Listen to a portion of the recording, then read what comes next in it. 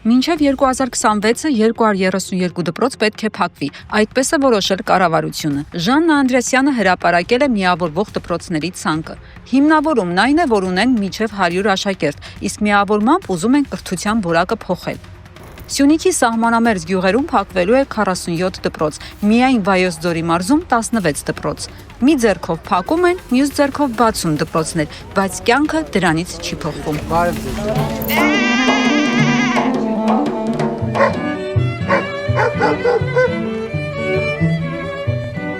Ինչի կարիք ունենք, ինչի պակաս, այդ հոգոցը արդեն գիտենք։ Եթե սենց եղավ, գարուն ուսև ոչ մեկ չի մնա։ Քանի գնում, ասենք ավելի է վատարանում յուղի ընդհանուր բնության վիճակը, որ գնան, ջահելները գնան, կամ ասենք քիչ երեխա ունենան, իհարկե պիտի դպրոցներ փակվի, բնական է դա։ Բայց հիմա գնում են արտագաղթ կա գյուղից։ Դե մոտավորապես մի 40 տուն 40 տուն դատարկ է։ Կեսը ծերերն են, ծնողները մենակ հայրում, արի 70-90 տարեկանում, դե համարի, որ է դուրը փակ է արդեն։ Այսօր որ տղես գնա, ես ու իմ ամուսինը, այս դուր չեղավ տունը փակվել, նույնն է։ 90 աշակերտ է հիմա այցելում մեր դպրոց, մանկապարտեզ ունենք Զառիթափում 25 աշակման երեխային հետ մանկապարտեզ, գազել տանում բերում, ես էլ ավտոբուսն եմ վարում, ես էլ ստեղ երեխեքն եմ տանում բերում, բայց դպրոցով հարցը չի լուծվում, հիմնականը ստեղ բնակիչի ապրելակերպը պետք է մարդիկ ապահովեն, որ մարդն աշխատի, այս հողի վրա մնա, վաղը մյուս օր ծեր ցավը տանեմ, ես էլ եմ մնալու, որովհետև տղայիս ես ասել եմ, գնա քո երեխուն ապագա ստեղծի, ստեղ ապագա չկա։ Ոչ մեկն էլ չի մնում, մնանց թե ինչ անեն։ Հələ ես տարիքով մարդ եմ, հասկացանք, մոտ 70 տարեկան եմ, անասուն եմ պահում, մյուս օգնում եմ, ընտանիք եմ պահում եւ այլը։ Բայց ջահելս մնաց թե ինչ անի։ Ինչի՞ս է պետք որ մնաց թե ինքն էլ իմ օրերը քաշի, մեզ ցավերը քաշի, չի կարելի այսքան ժողովրդին, այսքան ցավացնել, չի կարելի։ Փաշինյանին թվում է ասֆալտը փռեց, դպրոցը սարքեց, իր անունով կերթվեն, բայց սահմանամերձ գյուղից երազախապ են անում։ Ոչ, դպրոցը սուտ է, ասֆալտը սուտ է, սա սուտ են, մարդիկ պետք է աշխատեն, ապրեն, ստեղծեն։ Սովորել է, չէ, սովորել եմ եկա, բան գործ չկա։ Ուրել եթում ես բան աշխատելու, ասենք իմ աղջիկը բան սովորել է, իմ քույրական 80,000 բան աշխատավարձ, ինչ աշխատավարձ է։ Երևան մնա, տան վաշտամ, ինքը ապրի, կլինի, չլինի։ Մեջ այլ իրատուն հալիք է դասա տալիս, բայց իմ հարսը ոչ միտեղ։ Մի հատ հիվանդ երեխա ունենք, այն ապահում։ Ուր է թա, աշխատանք չկա, մի բան չկա։ Սովոր է ինստիտուտը, բայց աշխատանք հատեղ չունի, որ է թա աշխատի։ Պիտի արտագաղթի։ Հա բանջ պետք է ան, պետք է թողի, եթե ուրիշ տեղ աշխատի, որ իր երեխան պահի, ոնց պահենք։ Մենք էլ մեր թոշակներով հազիվ ծերին հասնում ենք։ Չունենք այդ հնարավորությունը, հա։ Բանակից եկելա ջահել տղա։ 2005 թվից այդ Բանա, պարապ, սարապ, ինչ անի այդ երեխեն, այդ ջահելն ինչ անի, ցավը տանեմ, ասա։ Այս տղան զորացրվել է 2018-ին։ Գարնանը դպրոցի այգին է մշակում։ Ձմռանը սպասում է հաջորդ գարնանը։ Չէ, ուրիշ գործ չկա, հետ այսա կազատեն ամսվա վերջ։ Ձմեռն էլ գործ չի լի, սպասես մինչև գարունը բացվի նոր ապրիլից։ Էտա։ Եթե նույնիսկ գործ կա, ստացած եկամուտը թույլ չի տալիս ամուսնանալ, ընտանիք կազմել ու մնալ գյուղում։ 74,000 ամսական։ Հա, այսա։ Ու այդքանով ինչ եք կարողանում հասցնել առնել։ Դե ամեն ինչ, հա։ Դե ինքն է 74,000 փող ստանում, թոշակնել թոշակին, հազիվ էլ ծերին հասցանում ենք, հազիվ դեղերից հիվանդանոցները, այդպես ապրում ենք էլի։ Գործի տեղ չկա։ Չէ, թող տղան գործ ունենա, հիմնական ես ոչինչ թոշակով էլի օլակի թամ։ ՔՊԱ-ականները մեզ ասում են, որ ճիշտը սկզբում դպրոց կառուցելն է։ Սահմանամերձ գյուղում ունեն իրենց ճիշտը։ Դասի աղջիկ ջան, ցավը տանեմ, մեռնեմ ջանքիդ։ Մեր պետությունը, մեր կառավարությունը, այս պոստերում գիտես ինչքան ծախս անում, արդեն 30 տարի։ Բարձա, ինչքան ծախս անում, որ այդ գյուղը մնա տեղում, բայց գյուղը չկա, գյուղը մեռել է։ Ոչ էլ վերևից մտածում են, գալիս են խոսք են տալի, այդ կանենք, այն կանենք, ոչ մի բանը չեն անում, բացարձակ։ Ես նորից եմ կրկնում 40 տուն էր գյուղում դատարկա։ Մի քանի տուն է մնացել։ Մենք էլ որ արանքից ելանք, մեր ծերունդը, էլ ստե գյուղ գոյություն չունի, այդ գյուղը գնա թուրքերին։ Ես էլ կտան թուրքին։ Հենց այնց կմնա թուրքին, բացարձակ։ Տվել են արդեն էլ ինչ տան։ Չի կարելի այսքան մարդկանց, չի կարելի այսքան ներվայինացնել գյուղացուն։ Հասկանում են գյուղացի ենք, հա, բայց մարդ ենք, չէ։ Եկեք դեր կայնեք այդ գյուղին։ Բա ի՞նչ տանենք։ Եթե աշխատող տեղ չկա, եթե հարսը գալիս է ասում է, «Պապ, թոշակը ստացել ես»։ Ասեմ, «Հա, դե տուր որ տանեմ դեղ առնեմ»։ Ոնց ի՞նչ պատասխանեմ ես։ Այդ անտեր փողն է չկա։ Չկա։ 50,000 թոշակ եմ ստանում, 50,000-ը ինչ կոմունալ ծախսեր բանանեմ, փակեմ, հետո մնացած հարցերը լուծենք։ Ալուրը պարտքով, կոմբիկորմը պարտքով, խոտը բերում ենք, խոտ բերողը փողը չեն կարում տալ։ Սա հարցեր են, աշխատատեղ ընդհանրապես չունենք, բայց եղել է 80 հոգի բանվոր, աշխատել են։ Որտե՞ղ։ Դպրոցի, հայ էլեկտրոն մասնաճյուղ։ Ինքն էլ աշխատեք, ինքս էլ աշխատեք։ Չէ, չկա, փոզել են լրիվ սա։ Հասկանում ենք, հա, գյուղա։ Հա բերեք պահեք, բա մենք պահել ենք, կռվել ենք, այդ գյուղը պահել ենք, չենք թողել թուրք մտնի, զոհեր ենք տվել, լավ ընկերներ ենք կորցրել, ախ այդքան չի կարելի։ Այդ ումն է քեշի տեղ դրե։ Թող կան մի օր նույն մարզպետն, նույն համայնքապետն, թող մի օր գա մի քիչ քնի ստել։ Գալիս են մեծ խոսում են, իրականում ոչինչ չկա արանքում տակը, ոչ մի բան չկա։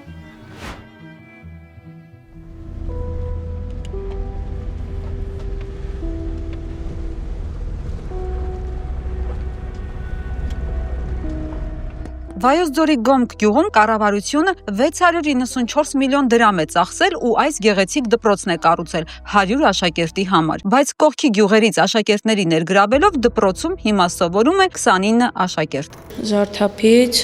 հաճախում եմ այստեղ դպրոց։ Հավսա, զգաս, հավասարությունների կենտրոն։ Պարոն լեյտենանտ, դասանշարվակը պատրաստ դասին։ Ազատ։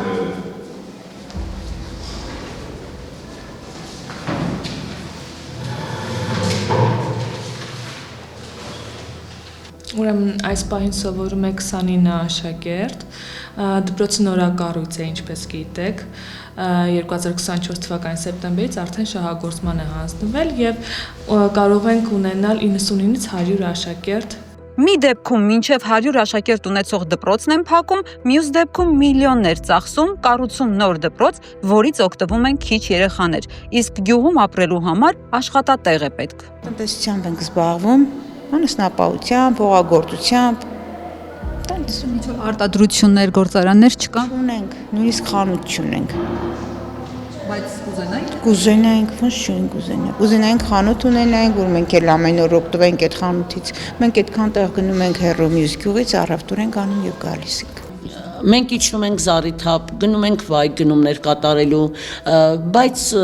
լավ կլինի, որ խանութ լինի, առաջին անհրաժեշտության պարագաները գնելու համար, երկրորդն էլ ես կուզեի երիտասարդների համար ժամանցի կենտրոն բացվեր։ Մեր երիտասարդները չունեն երեկոյան, ասենք ժամերին, երբ որ իրենց գյուղական գործերն ավարտում են, չունեն ժամանցի տեղ, որտեղ իրենց լավ կարող են զգալ, իսկ դա շատ կարևոր է։ Իմ կարծիքով աշխատատեղեր, եթե բացվեն, ժողովրդի համար դա ավելի նպաստավոր կլինի, հենց տեղում աշխատելը, քան իջնել վայք կամ հարակից գյուղերում աշխատատեղ փնտրելը եւ կենսական պայմանները ապահովել էլի։ Կարծում եմ դա կնպաստի։ Գյուղը չունի անգամ խանութ, որ օգտվեն, անդադ չիջնեն գան։ Որ եկել եք ճանապարհը արդեն տեսել եք, որ շատ ամխիթար վիճակում է, խանութ չունենք, դա ինչ էլի մեծ խնդիր է։ Այդպես բոլորը ովքեր աշխատում են, կարում են ինչ-որ կերպ իրենց հարցերը լուծել, ովքեր թոշակով, ովքեր նպաստով։ Գոմքի բնակիչները ստիպված գործի տեղավորվել են դպրոցում, պահակ, մաքրուհի, ուսուցիչ, այդուհանդերձ ուսուցչուհու աղջիկն էլ Գոմքում չի մնացել։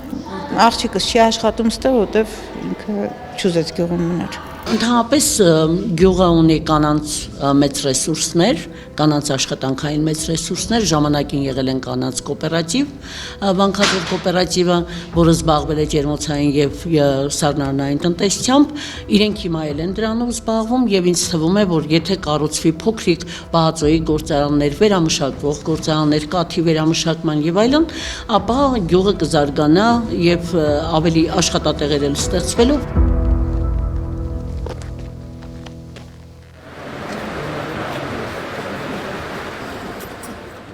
Հիմա անցնենք աշխատատեղերի խոստումներին կամ, ինչպես ասում են, զավոդների հարցին։ 2018-ին Փաշինյանը գնաց Մերձավանի կենցաղային տեխնիկայի գործարանի բացմանը։ Խոստացան 4.5 միլիոն դոլարի ներդրում, 80 աշխատատեղ։ Հույս տվեցին, որ կունենանք հայկական արտադրության Ադամյան հեռուստացույց, լվացքի մեքենա, օդափոխիչ, սառնարան։ Ծափ տվեցին, ուրախացան։ Գնացին։ Այսօր այսպիսին է այս տարածքը։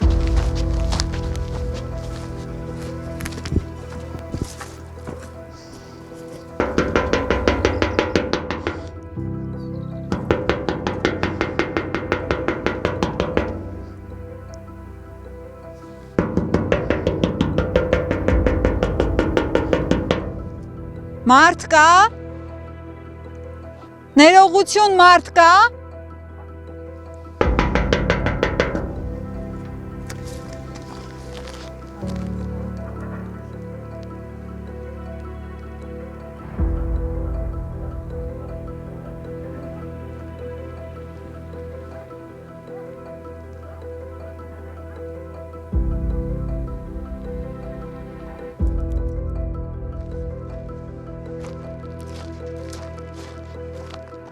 Մի բան հարցնեմ, էլի այստեղ հեռուստացույցների գործարան պիտի բացվեր, տեղեկություններ ունեք դրա հետ կապված։ Հա, մի քիչ վերև, որտեղ պիտի նոր աշխատատեղեր բացվեին, հեռուստացույցներ արտադրվեին։ Բայց հիմա ես տեղյակ չեմ։ Բայց բացվել է։ Եր։ Ամեն պրեզիդենտ նստելուց բոլոր պրեզիդենտներն էլ գալու են դրա բացումն անում են, հետո հաջորդ օրը էլ չի աշխատում էլի։ Այդ հերթական այդ ամեն պրեզիդենտ ով նստավ եկավ դրա բացումն արեց, բայց դա հələ ոչ մեկ չի աշխատե, ու ոչ մեկս էլ չենք իմանում։ Առաջինը մենք պետք է աշխատեինք, մենք պետք է սարքեինք շինարար տղայեմ ես։ Ես պետք է սարքեի այդ զավոդը, միամիտ սարքվավ, միամիտ վառվավ, էլի։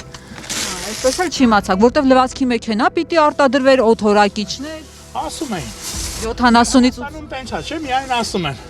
Ընտրություններից առաջ, հիմա էլ Էշմիածինում ընտրություններ ելնելու, հեսա կարող այդ զավոդը էլի աշխատի միամիտ մի քանի րոպեով։ Եթե լքված է, ուրեմն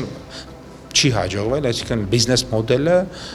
արդյունավետ չի եղել։ Հեռուստացույցն արտադրվել էր անցան հայկական արտադրության ավտոմեքենային։ Քերոփյանն էլ հաստատեց, թե Սեպուհ 1-ի ավտոմեքենաներն արդեն պետական հաշվառում են ստանում։ Ատամ հեռուստացույց արտադրվել եւ Սեպուհ մեքենա դուք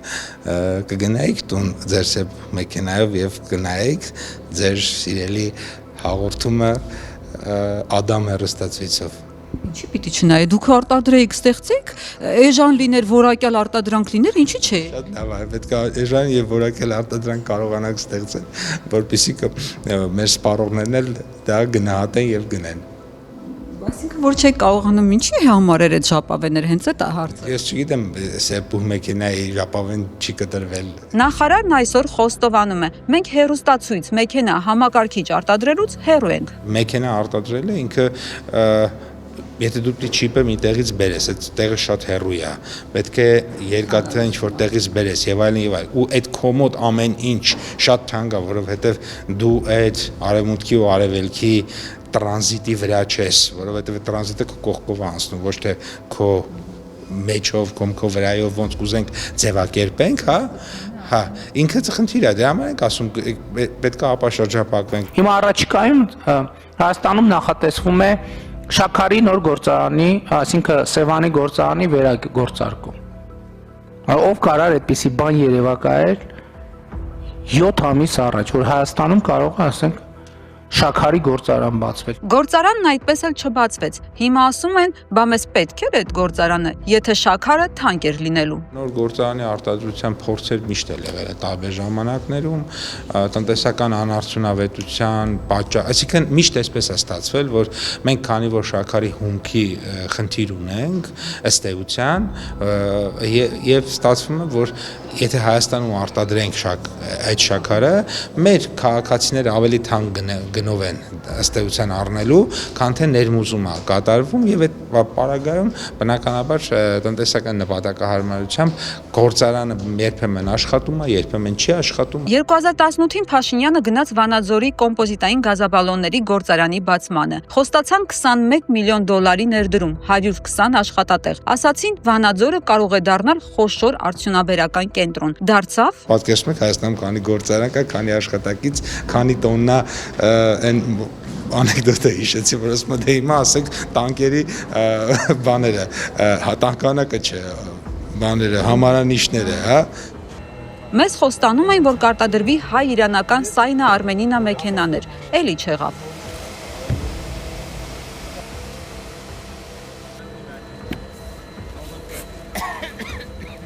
Տեսեք 2018 թվականի բան կարող է ինձ ասեք, եւ ես օրինակ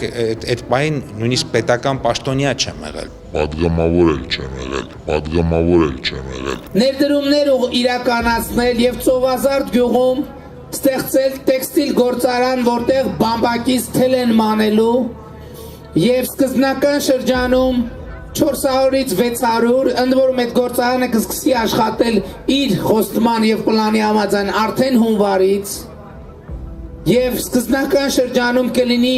400-ից 600 աշխատատեղ, հետագայում նաեւ 1200 աշխատատեղ է պլանավորում բացվել եւ այդ աշխատատեղերը բացվում են